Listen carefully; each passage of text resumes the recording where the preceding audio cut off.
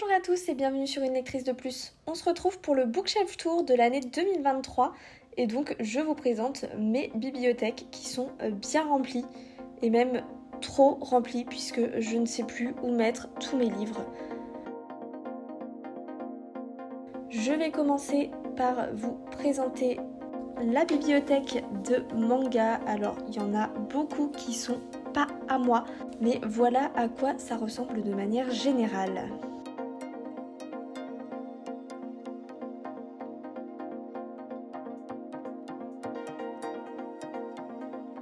Voilà, alors j'ai deux étagères sur une bibliothèque Billy qui sont complètes de manga rien qu'à moi. Le reste est à mon copain. Comme vous pouvez le voir, il y a un peu de tout, du seinen, un petit peu de shonen et quelques shoujo. Mais pas mal de séries qui sont commencées en tout cas. On passe ensuite à la deuxième bibliothèque, donc une deuxième Billy. Au niveau du rangement, du classement, il n'y a pas trop de thèmes. J'ai essayé de faire au maximum par maison d'édition, mais vous allez vite vous rendre compte que j'ai été un petit peu coincée par manque de place ou de taille. Donc, toutes les étagères ne sont pas à la même hauteur pour pouvoir faciliter le rangement. Et donc tout en haut, j'ai décidé de faire deux rangées sur une même étagère. Donc une rangée de grand format et au-dessus une rangée de poches, sachant que tous les grands formats qui sont en dessous ont tous été lus pour plus de praticité tout simplement. On passe ensuite à mon étagère de collector, alors quasiment que du De Saxus. Il y en a quelques autres éparpillés dans la bibliothèque. Ici, on est sur une étagère principalement Harry Potter avec pas mal d'éditions.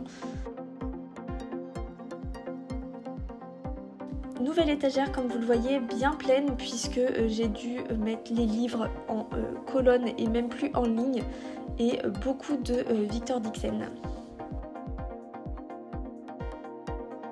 Encore une étagère bien pleine où là c'est un petit peu le bazar, j'ai mis tout ce qui rentrait, il n'y a pas trop de rangement spécifique.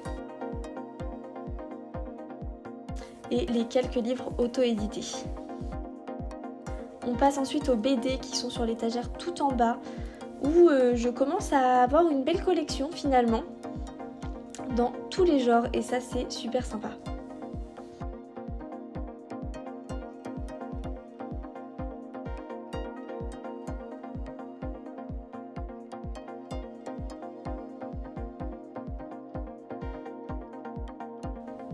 On passe maintenant à la troisième bibliothèque Billy qui a l'air un petit peu mieux rangée.